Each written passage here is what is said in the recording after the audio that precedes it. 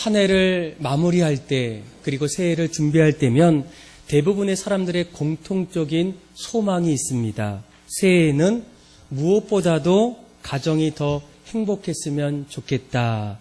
아마 여러분들도 이 말에 동의 아마 하실 겁니다.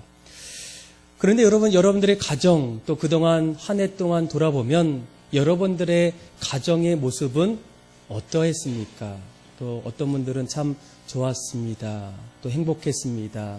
또 다른 분들은 좋았지만 아쉬운 부분들도 많이 있습니다.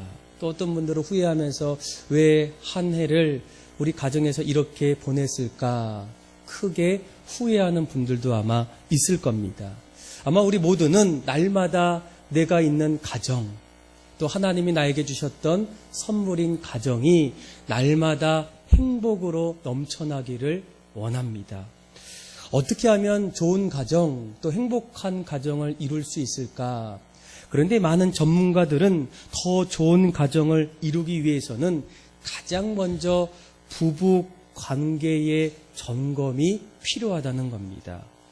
여러분, 가정을 이루다 보면 그동안 없었던 아내, 남편, 며느리, 사위 등의 역할들이 늘어날 뿐만 아니라 자녀를 두면서 이제는 부모의 역할까지 해야 하는, 그래서 그 안에 어떤 긴장, 갈등, 부담감들이 점점 늘어남을 통하여 사람들이 스트레스를 당연히 받는다는 거예요. 그런데 중요한 것은 이런 어떤 여러 가지 갈등과 상황 속에서 부부가 어떻게 이 부분을 해결하는가에 따라서 행복의 열쇠가 다르다는 겁니다. 그러면서 행복한 부부에게는 한 가지 이 지속적인 부부 관계를 점검함을 통해서 좋은 관계를 유지할 수 있다라는 거예요. 그래서 이 보통 전문가들은 부부 관계를 점검할 때 이 5가지 정도를 한번 체크해 보라는 거예요. 저는 여러분들이 오늘 5가지를 소개할 때 여러분들의 가정 속에서도 내 가정이 이런 부분 또 저런 부분은 어땠는지를 한번 생각해 보기를 원해요. 첫째는 현재 가사 노동 분담은 가정에서 적절한가? 그리고 그 일들이 잘 지켜지고 있는가? 두 번째는 부부는 부모의 역할을 잘 하고 있는가? 자녀 양육을 어떻게 하고 있는가? 또 중요한 것은 함께 그것을 하고 있는가? 또 세 번째는 부부가 대화하는 시간은 하루에 얼마나 되는가? 어떤 주제로 대화하는가? 전문가들은 부부들은 대화하면 대화할수록 좋다라는 거예요. 물론 처음부터 많은 대화를 할 수 없지만 점점 늘려갈 수 있다면, 노력한다면 가능하다는 거예요. 그래서 이 대화는 특별한 것이 아니라 부부가 일상을 나누는 감정을 공유하는 아주 중요한 자리라는 겁니다.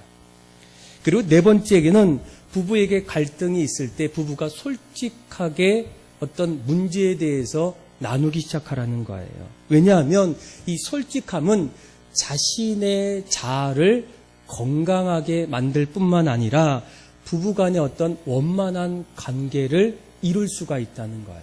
그리고 마지막 5번째는 현재 부부의 관계가 어떤지, 지금 어떠한 만족도가 있는지를 체크해 보라는 거예요.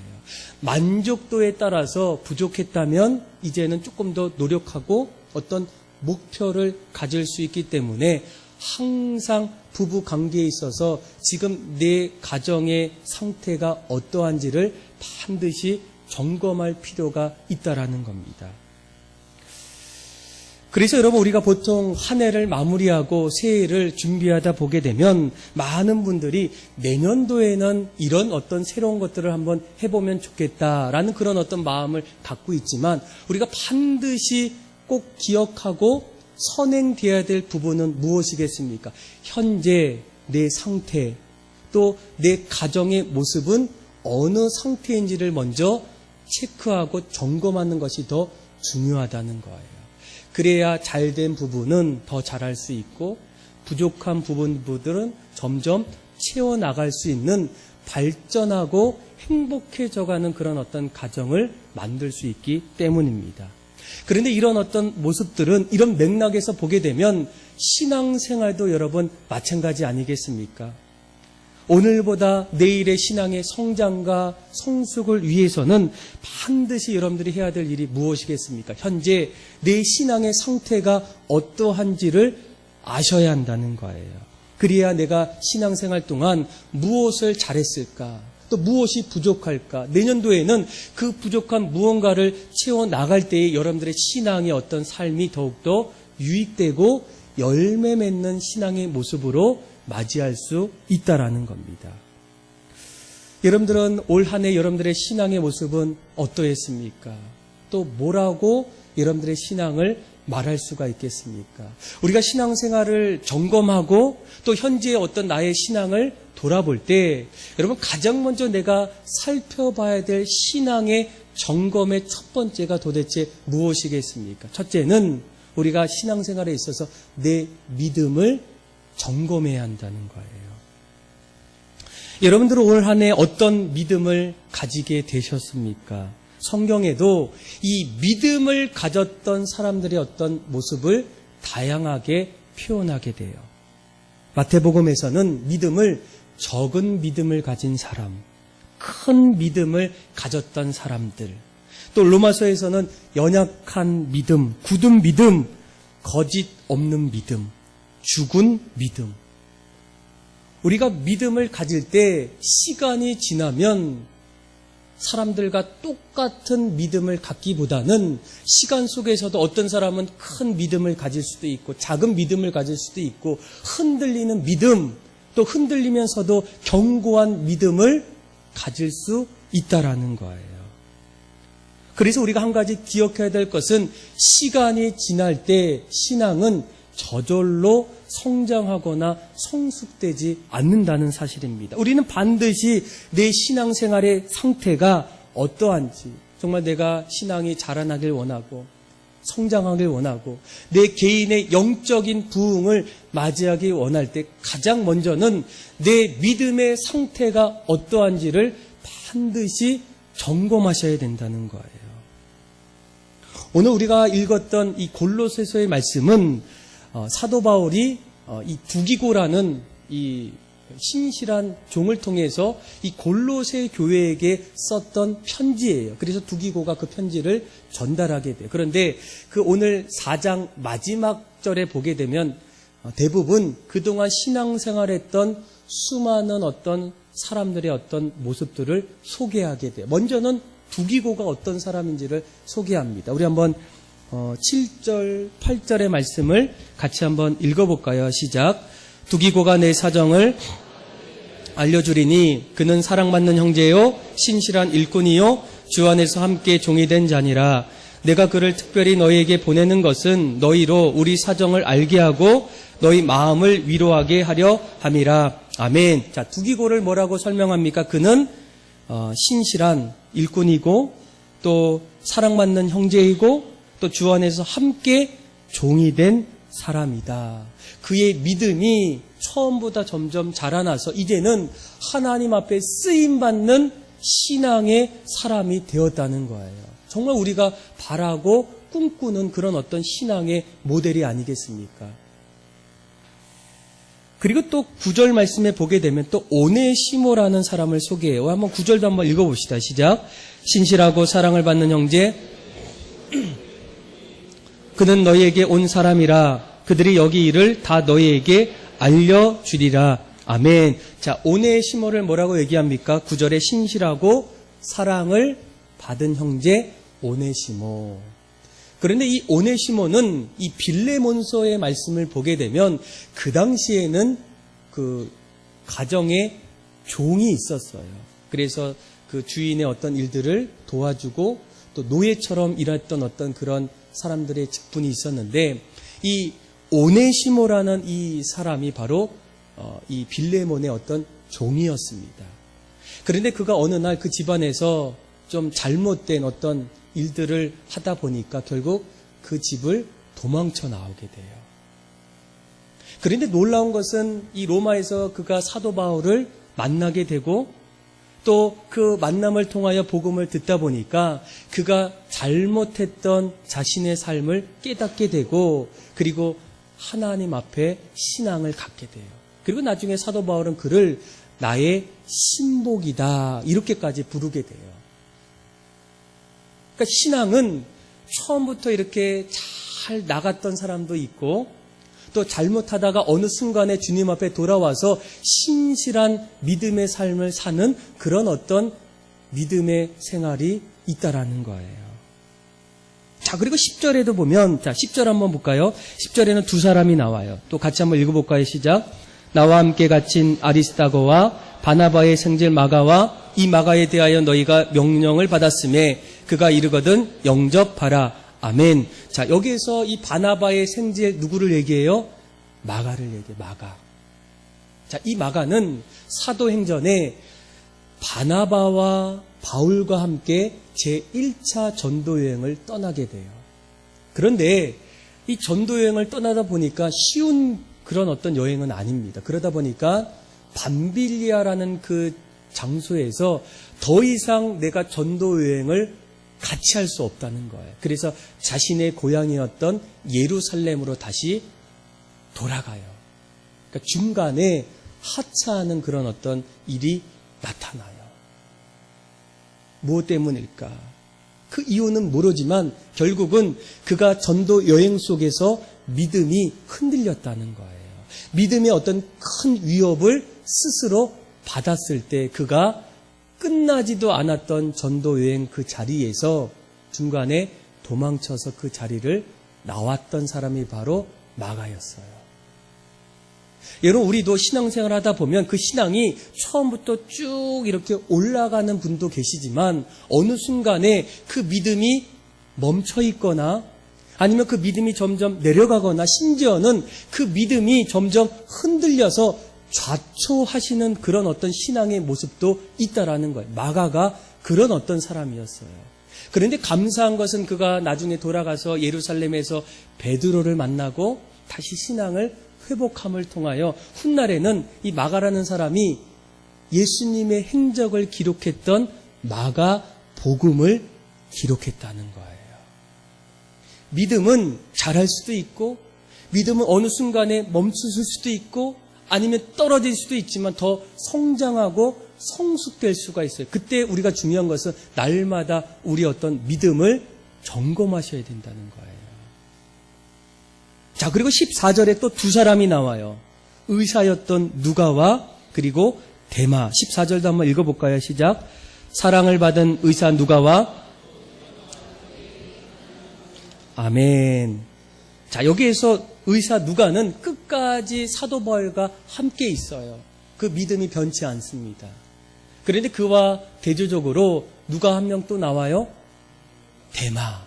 이 데마는 디모데후서 4장 10절에 세상을 사랑하여 데살로니가로 갔다 이렇게 기록되어 있어요. 신앙생활을 열심히 하다가 내가 갖고 있는 신앙보다 하나님에 대한 어떤 신앙보다도 세상에서 나에게 주는 어떤 모습들이 더 좋아서 그는 예수님을 버리고 하나님을 등지고 데살로니가로 세상을 쫓아갔던 사람이 바로 데마라는 거예요. 여러분, 우리가 주일날 이렇게 이곳에 나온다고 우리의 신앙이 보장될 거라 생각해서는 안 된다는 거예요. 예수님의 제자였던 가룟 유다도 어떻습니까? 평생 예수님을 따라가다가 어느 순간에 예수님을 은 30에 팔게 돼요. 내 믿음의 어떤 혼란과 믿음을 아주 땅에 떨어버리는 그런 어떤 안타까운 일들이 신앙생활 속에서도 반드시 나타날 수 있다는 거예요. 아, 목사님, 저분은 집사님인데, 권사님인데, 장로님인데, 목사님인데, 그래도 어느 순간에 어느 그 시점에 그 믿음이 흔들리거나 주저앉거나 심지어는 그 믿음마저도 발견하지 못하는 그런 어떤 모습이 초대 교회 때부터 나타났다는 거예요. 인간의 연약함은 어쩔 수 없는 것 같아요. 그래서 여러분, 우리가 한 해를 마무리하고 새해를 준비할 때 가장 중요한 것은 우리 어떤 삶을 점검할 때 가장 먼저 내 믿음이 지금 어떠한 상태인지를 먼저 점검하는 것이 필요하다는 거예요. 어떻게 내 믿음이 어떤지를 어떻게 알 수 있을까? 그래서 한 10가지 정도를 좀 조사해 보니까 한번 여러분들이 한번 제가 이야기할 때 한번 그 믿음을 그곳에 넣고 내 자신을 한번 생각해 보세요. 첫째, 한 해 동안 예배를 통하여 하나님과 진정한 인격적 교제가 이루어졌는가? 둘째, 예배와 교회 생활이 나의 개인적인 일보다 우선이었는가? 셋째, 믿음 생활로 내 삶의 변화가 일어났는가? 넷째, 어려움이나 고난에 부딪혔을 때 누구를 찾았는가? 가족인가? 친구인가? 하나님인가? 다섯째, 신앙생활을 하지만 하나님을 불신하고 원망하지는 않았는가? 여섯째, 하나님을 섬기기보다는 이용하려고 하지는 않았는가? 일곱째, 교회에서 나의 권리만 주장하고 의무와 책임을 외면하지는 않았는가? 여덟째, 믿음으로 인내하지 못한 것은 무엇이었을까?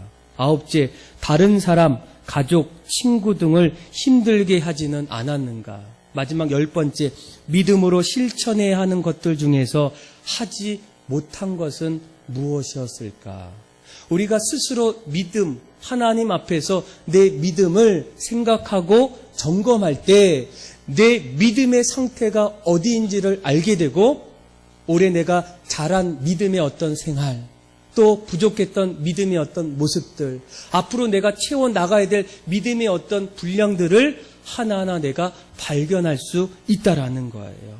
그래서 여러분들이 반드시 한 해를 마칠 때 내년도를 준비하면서 내가 무엇을 채워야 될까라기보다는 내 믿음의 상태가 어떠한지를 살펴보면서 내가 무엇이 부족했고 무엇을 잘했느냐를 하나하나 보면서 내년도에는 올해보다도 믿음의 신앙의 진보가 더욱더 나타날 수 있는 그런 여러분들의 삶이 다 되기를 주님의 이름으로 축복합니다. 두 번째로 우리가 우리 어떤 신앙을 점검할 때 또 한 가지 반드시 점검해야 될 부분이 있어요. 두 번째는 자신을 위해서 애쓴 모든 분들의 수고를 잊어서는 안 된다는 거예요. 여러분, 글을 쓰는 작가들은 한 가지 은사가 있어요. 짧은 문장 안에 아주 깊은 의미들이 담겨 있어요. 미국의 그 작가였던 윌리엄 포그너는 그가 썼던 어떤 글 속에 이런 글이 있어요. 영어로 되어 있는데 The fast is never dead. Dead is not even fast. 그러니까 과거는 결코 죽은 것이 아니고 죽음은 그것은 죽는다면 과거가 아니라는 거예요. 도대체 이게 무슨 말입니까? 근데 그의 어떤 말을 좀 곱씹어 보게 되면 과거가 현재에 얼마나 큰 영향을 주는지를 극단적으로 표현한 그런 어떤 문장이라는 거예요. 그러니까 우리가 인생을 살다 보면 반드시 깨닫고 기억해야 될 것은 무엇이겠습니까? 우리가 지금 어떤 일을 할 때마다 어떤 일이 잘 되고 있어요. 또 어떨 때는 안 되고 있어요. 그런데 그것이 꼭 갑자기 일어난 일이 아니고 이미 우리가 걸어온 과거 속의 씨앗이 뿌려졌기 때문에 지금 현재가 일어난다는 거예요. 다시 말하면 우리의 현재는 과거에 뿌리를 두고 있다는 거예요. 그래서 과거라는 시간 위에 뿌린 씨앗이 열매로 맺어가는 것이 바로 현재라는 거예요. 여러분, 공부를 잘하는 학생들이 갑자기 공부를 잘한 것일까요? 아니에요. 공부를 잘한 학생들은 반드시 그의 과거에 공부를 잘할 수밖에 없는 그의 어떤 노력, 수고가 있다는 거예요. 남들이 놀 때에 조금 더 공부하고 쉴 때에 조금 책 한 자루 더 봤던 그의 어떤 과거의 삶이 있었기 때문에 그가 남보다 공부를 잘하는 거예요. 회사에서 승진하는 사람들 시간이 지나니까 갑자기 승전보가 들려옵니까? 아니에요. 퇴근하라고 해도 집에 가라고 해도 가지 않고 남아있는 분들 대부분이 나중에 보면 승진해요. 다 보면 과거에 어떤 뿌렸던 씨앗이 현재의 열매로 맺힌다는 거예요. 그래서 연말이 되면 요즘에 뭐 연예인 시상, 또 영화 시상하면 어떻습니까? 뭐 누구 감독님한테 감사하고 어떤 얘기하다가 마지막에 우리 사랑하는 아내에게 너무 고맙다고. 그 고백 이면에는 뭐가 있습니까? 내가 이것을 받을 수 있도록 그 이면에 보이지 않았던 아내의 수고가 있었기 때문에 그 자리에서 아내와 아니면 남편에게 고마워 여보 이렇게 얘기하지 않습니까? 이런 신앙도 마찬가지예요. 우리가 신앙생활할 때 반드시 해야 되는 게 내가 잘해서 내 신앙이 여기까지 온 거라고 생각하는 분들이 없지 않아 있어요. 그런데 신앙생활을 잘 보시면 내 신앙이 여기까지 온 이유도 결국은 보이지 않았던 수많은 사람들의 어떤 손길, 기도, 부모의 어떤 영적인 수고가 없이는 오늘날 내 신앙의 모습이 여기까지 있을 수가 없다라는 거예요. 오늘 우리가 읽었던 말씀의 맨 마지막 18절을 한번 보세요. 우리 한번 18절을 한번 읽어보겠습니다. 자, 사도 바울이 이제 고린도 교인들에게 이렇게 얘기해요. 18절 한번 읽어볼까요? 시작. 나 바울은 신필로 문안하노니 생각하라. 은혜가 너희에게 있을지어다. 아멘. 자, 사도 바울이 지금 감옥에 있을 때 내가 지금 감옥에 갇힌 매인 것을 어떻게 하라고요? 생각하라는 거예요. 왜 생각하라고 했을까? 자, 사도 바울이 교회를 세웠고 또 수많은 사람들에게 복음을 전했고 또 수많은 일들을 했는데 그가 어느 날 감옥에 갇혀 있다는 소식을 들었던 사람들의 반응은 어땠겠습니까? 걱정, 불안, 염려 그런 어떤 마음이 있을 거예요.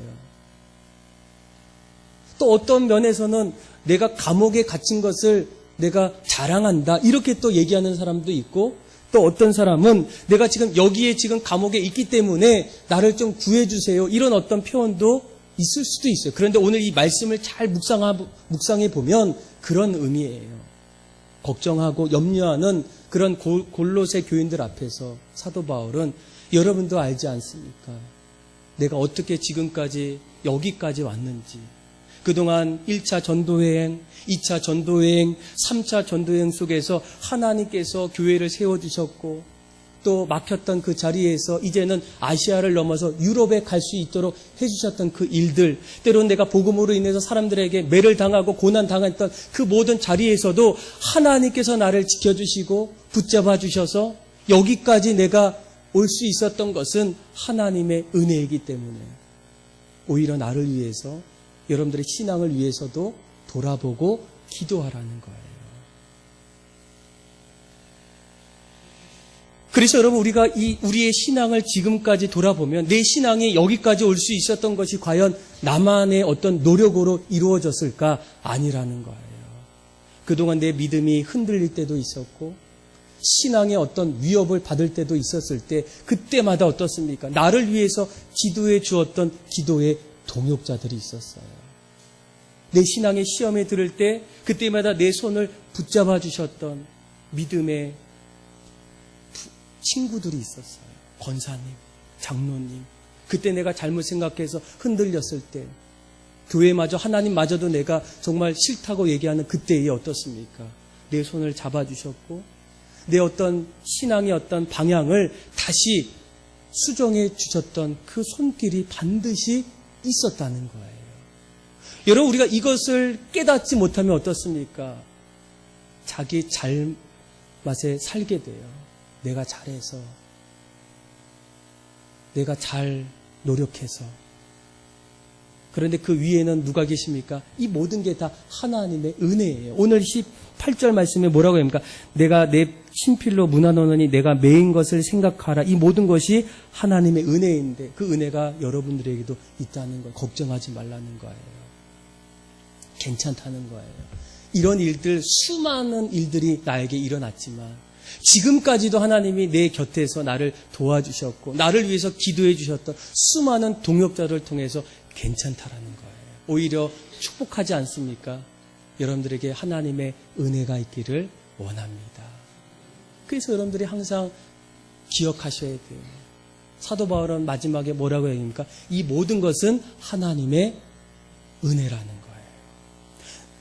내가 이렇게까지 설 수 있는 거 부모님의 기도였고 집사님들의 손길이었고 또 내가 이렇게까지 될 수 있었던 거 다 하나님의 은혜라는 거예요. 그래서 우리가 한 해를 돌아보면 내가 스스로 노력해서 잘한 어떤 여러 가지 있지만 더 중요한 것은 무엇이겠습니까? 나를 위해서 수고해 주셨던 분들을 잊지 않는 거예요. 그리고 이 모든 것이 하나님의 은혜였음을 여러분들이 다시 한번 깨달으셔야 돼요. 그래서 여러분 우리가 이 신앙생활 할 때 우리가 너무 뭘 점검해야 돼? 우리 믿음도 점검하고 또 한 가지는 뭘 점검합니까? 내 곁에서 내 신앙을 도와주셨던 수많은 사람들의 어떤 수고를 여러분들이 기억하셔야 돼요. 그래야 여러분 이제는 영적으로 교만하지 않아요. 이제는 스스로 갈 수가 없어요. 함께 가는 거예요. 그래서 여러분 우리가 세 번째로 우리 어떤 신앙을 점검할 때 또 한 가지 우리가 꼭 봐야 될 것은 무엇이겠습니까? 내가 신앙생활할 때 이 신앙의 공동체 안에 지금 내가 있는가를 여러분들이 보셔야 돼요. 여러분 21세기가 지나면서 사회적으로 수많은 어떤 변화들이 일어나요. 그 중에 하나가 공동체가 점점 무너지기 시작합니다. 21세기 우리에게 정말 공동체가 필요할까? 개인주의, 또 경쟁사회, 또 물질이 최고가 되는 그런 인간 중심의 사회 속에서 이제는 내가 존중받고 내가 최고라는 그런 어떤 시대 속에서 함께하는 어떤 공동체의 어떤 모습이 과연 필요하겠습니까? 여러분 2010년도에 이 한국의 이 그 서적 그 책 가운데에 아주 베스트셀러라고 불렸던 책 한 권이 있어요.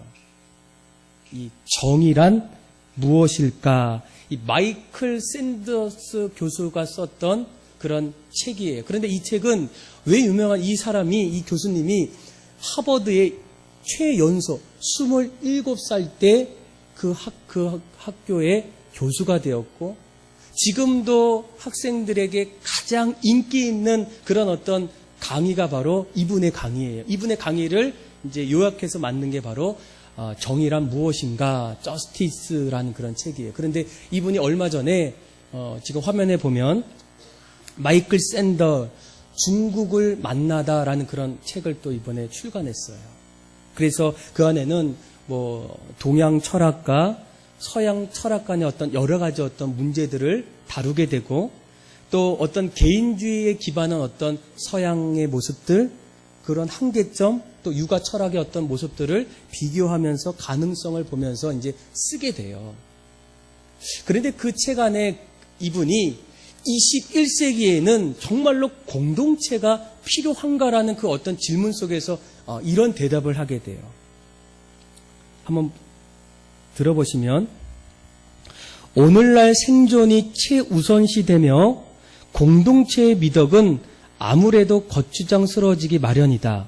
오늘날 생존이 먹고 사니즘이나 능력주의 이데올로기 앞에서 옳고 그름의 문제같이 고상한 것들은 한가한 소리일 것이다. 그래서 각자 따로 살아가는 어떤 모습들이 점점 일어나고 있다는 거예요. 그러면서 그가 이런 얘기를 합니다. 각자 따로 살아남자는 분위기가 퍼져나가는 동안에 그 사회는 보이지 않는 뭔가를 잃어간다. 바로 인간의 사회적 삶이다. 인간은 결코 자신의 생존 그 자체에만 몰두함으로써 만족할 수 있는 존재들이 아니다. 생존 그 너머에 있는 다른 사람들과 좀 더 사회적이고 고차원적인 가치를 추구하면서 더 나은 인간으로 변해간다. 좋든지 싫든지 우리 자아가 공동체 속에서 구성된다는 점 또한 개인주의가 쉽게 간과하고 지나치는 지점이다. 이렇게 얘기를 해요. 점점 개인주의 또 나만 있는 어떤 세상으로 사람들이 찾아가지만 우리 어떤 인간의 존재는 사회적 존재라는 거예요. 그 안에서 인간의 어떤 만족을 발견하고 내 자신이 누구인지 또 내가 어떻게 살아가야 하는지를 점점 공동체 안에서 발견할 수밖에 없다라는 거예요. 그래서 이분은 공동체는 반드시 우리 사회에 있어야 한다는 거예요. 그러면서 한 가지 예가 뭐냐? 이 요즘에 명절 어떻습니까? 예전에는 명절이 되면 수많은 인구 이동을 통하여 가족 중심의 모임이 되는데 지금은 가족들이 안 모이려고 해요. 그런데 이 부분은 이렇게 설명하더라고요.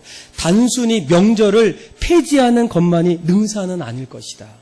사실 우리는 추석이나 공동체 같은 개념에 지쳐 있는 게 아니기 때문이다. 오히려 전통을 시대에 맞게 적극적으로 갱신하지 못하고 낡은 채로 방치한 데서 오는 부작용일 가능성이 높다는 거예요. 그러니까 어떤 얘기냐면 예전처럼 시대가 변했는데 모이기는 모여야 되는데 이제는 다른 모습으로 바꿔서 이 시대에 맞게끔 모여라는 거예요. 그래서 최근에 보면 요즘에도 가족들이 안 모이는 가족들이 있어요. 그런데 잘 모이는 가족들은 뭐 같이 명절에 어떻습니까? 여행을 간다던가 어디를 또 같이 어떤 미션을 가지고 점점 움직인다는 거예요. 그러니까 여러분들이 왜 지금 이 시대를 한탄하기보다는 시대의 변화에 맞춰서 어르신들이 바꾸셔야 돼요. 그렇죠? 그래야만 이 공동체는 끊임없이 지속된다는 겁니다. 예전처럼 여자들은 밥만 하고 남자들은 오면 밥만 먹고 이런 어떤 문화들이 너무 이 시대는 안 맞는 거예요. 그런데 여전히 그것을 붙잡고 있는 분들은 어떠세요? 이제는 2번 갈 거 1번 가고 나중에는 안 간다는 거예요. 공동체는 있어야 되는데 시대의 변화에 바꾸라는 거예요. 여러분 이런 어떤 모습들은 사실 성경에는 그 이전부터 나오게 됩니다. 우리가 이 시대에 정말 모이기를 어려워하는 이 시대에 히브리 기자는 뭐라고 얘기합니까? 모이기를 폐하는 어떤 사람들의 습관과 같이 하지 말고 오직 권하여 그날이 가까움을 볼수록 더욱더 그리하자는 거예요. 안 모여요. 안 와요. 그런데 그때마다 신앙의 공동체는 그럴 때마다 더 모이기에 힘쓰도록 노력하라는 거예요. 여러분 오늘 우리가 읽었던 말씀을 잘 보시면 이 말씀 속에는 초대 교회의 한 가지 특징이 있어요. 그 특징이 바로 공동체 정신이라는 거예요. 자, 우리 한번 7절 한번 보세요. 7절을 보면 뭐라고 얘기합니까? 두기고를 얘기해요. 그는 사랑받는 형제라는 거예요. 그렇죠? 함께 했던 사람들에게 인정을 받았던 공동체를 말해요. 자, 8절을 보세요. 8절의 끝절에 너희 마음을 어떻게 했다고요? 위로하게 하려 함이라. 누군가 그 안에서 나를 위로해주고 있다는 거예요. 공동체의 어떤 특징이겠죠. 또 9절을 보세요. 9절에 내가 너를 보낼 때 누구를 보내요? 오네시모를 어떻게 보냈다고요? 함께 보냈다는 거예요. 혼자가 아니라 함께 할 수 있도록. 또 11절을 보세요. 11절에 이런 사람들이 단수가 아니죠. 많은 사람들이죠. 이 많은 사람들이 나의 뭐가 되었다고요? 위로가 되었다는 거. 어디서 일어나요? 공동체 안에서 일어난다는 거예요. 그렇죠? 12절도 보세요. 12절 중반절에 너희를 위하여 어떻게 했다고요? 애써 기도했다는 거예요. 나를 위해서 기도하기도 바쁜데 이제는 공동체를 위해서 항상 너희를 위해서 기도했다는 거예요. 공동체 안에서 일어나는 일이 아니겠습니까? 그렇죠? 또 14절 너희에게 무난하고 18절도 보세요. 이제는 사도 바울이 오히려 골로새 교인들에게 은혜로 축복해요. 이 모든 게 다 뭐를 얘기합니까? 초대교회가 그렇게 급속도로 성장하고 세상을 변화시킬 수 있었던 이유 가운데 하나가 그들은 모이기에 어려웠던 그때에도 모이기에 힘썼어요. 같이 모여서 기도하고 섬기고 하나님 나라를 세워나가고 영혼을 위하여 날마다 복음 증거하는 일들을 그들이 끝까지 행했다는 거예요. 그래서 여러분 우리가 오늘 이 시대의 교회가 회복해야 될 또 한 가지가 뭡니까? 공동체가 회복돼야 돼요. 예배만 드리고 가야 되겠다. 이게 아니라는 거예요. 어떻게 해서든 우리가 신앙 안에서 모여야 될까? 어떻게 해서 우리가 힘을 모아서 그 안에서 하나님의 영광이 될까를 여러분들이 꼭 붙잡으셔야 돼요. 여러분 제가 이곳 청라의 목회를 또 시작하면서 많은 여러 가지 좀 고민들 가운데 하나가 뭐냐면 이 젊은 사람들이 청라에는 많다는 거예요. 특별히 30, 40대. 그런데 이 30, 40대를 좀 보게 되니까 어떤 일들이 일어나면 이 30, 40대가 조금 넘으신 분들은 모이는 거에 대해서 좀 좋아하시고 기뻐하시고 늘 그런 모임이 있어요. 그런데 30, 40대를 보니까 저의 고민만이 아니라 대부분의 목사님들의 고민이 뭐냐면 요즘 30, 40대가 교회에 없다는 거예요. 그리고 또 한 가지는 30, 40대가 있더라도 예배가 마치면 다 사라진다는 거예요. 왜 그럴까? 물어봤어요. 물어보니까 다 이유가 있어요. 목사님, 저희는 이제 막 결혼해서 신혼이고 아기도 막 태어나는데 아기가 한 곳에 오래 있을 수가 없다는 거예요. 오히려 민폐가 될 수 있다는 거예요. 또 어떤 가정은 목사님 이제 결혼해서 이제 이번 주는 친정에 좀 인사드리러 가야 돼요. 그러면 그 다음 주는 어떤 마음이 들까요? 시댁도 가야 돼요. 그 시댁도 가요. 그러면 어떤 마음이 들어요? 이제 우리가 좀 수고했으니 다음 주는 우리 가족만을 위한 어떤 시간을 마련해야 되겠다. 그 셋째 주는 또 가족을 위해서 어딜 가요. 그러다 보니까 한 달에 한 번 와요. 이런 가족도 있어요. 그래서 곳곳에 목사님들의 고민이 이 30, 40대가 어떻게 하면 모일까? 근데 답이 없다는 거예요. 잘 안 모인다는 거예요. 수고하는 거, 여러 가지 사회의 현상 속에서 지금 교회 안에는 젊은이들, 애기 엄마들, 아빠들이 지금 교회를 떠나가고 있다는 거예요.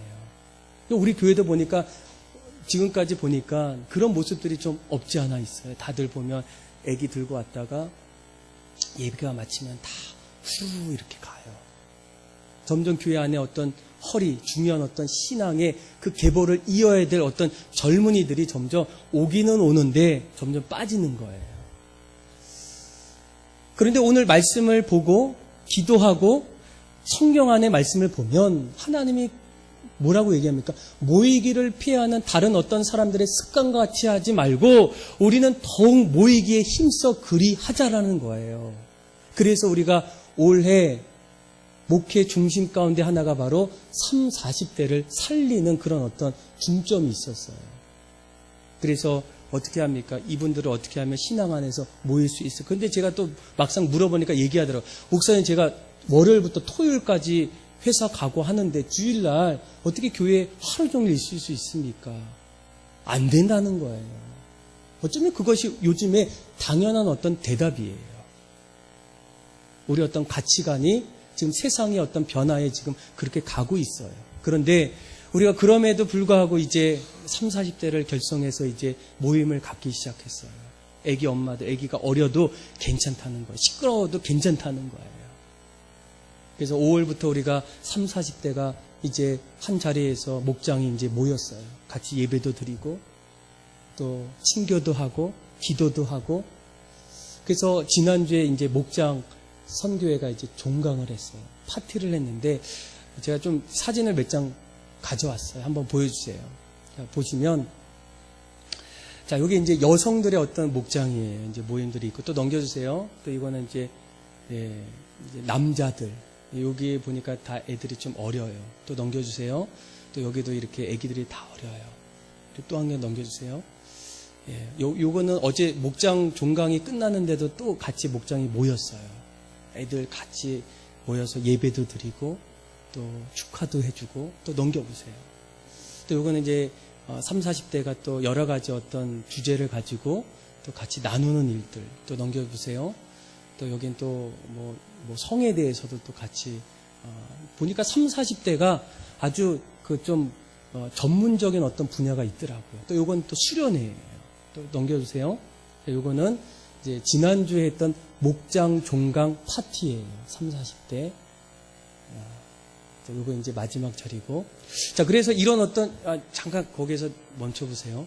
자, 이런 상태에서 이 목장들이 30, 40대 분들이 나중에는 조금씩 이야기들이 달라졌어요. 목사님, 저희가 더 모여야 될 것 같아요. 어제 지난주에 종강이 끝나는데 시원하면서도 섭섭해요. 그러면서 아기들과 함께 모이게 됐어요. 또 나름대로 모이더라고요. 그리고 지난주에 제가 깜짝 놀랐던 어떤 한 가지 사건은 이 여성 목장들의 어떤 모임 속에서 우리가 예수님의 탄생을 축하하는 의미에서 아이들에게 그 예수님의 어떤 의미를 좀 줬으면 좋겠다. 그래서 이 아기 엄마들이 모여서 연극도 준비하고 또 어떤 파티도 준비하고 어떤 아버지는 또 산타의 어떤 복장을 하더라고요. 넘겨보세요. 자, 그래서 여기 보면 지금 화면이 지금 엄마들이 이제 연극을 준비한 거예요. 아이들한테. 이 예수님에 대해서 이제 설명하는 거예요. 또 넘겨보세요. 또 이거는 이제 어떤 아빠가 이제 산타를 좀 준비했어요. 그래서 예수님이 주신 그 선물을 또 산타를 통해서 받았다는 거예요. 또 넘겨보세요. 예, 그래서 여기가 어디냐면 교회가 아니고 어느 아파트의 맨 옥상에 있는 그런 룸이래요. 세미나실. 그래서 여기에는 우리 교회 믿는 사람도 있고 또 자기 믿지 않는 또 가까운 사람들도 다 이렇게 초대했대요. 그러니까 제가 보니까 한 40명 정도 되는 것 같아요. 그러니까 시키지 않았는데도 스스로 어떻습니까? 우리는 모일 수밖에 없는 그런 어떤 존재예요. 그럴 때 여러분 우리가 어떤 모임으로 가져야 되겠습니까? 신앙으로 우리가 모여야 돼요. 늘 나 혼자 스스로 내 갈 길을 찾기를 위해서 가지만 하나님은 우리를 지으실 때 우리는 사회적 존재, 함께하는 같이 하지 않으면 우리가 외롭고 행복을 느끼지 못하도록 만드셨다는 거예요. 그래서 우리가 이 공동체를 어떻게 합니까? 회복하셔야 돼요.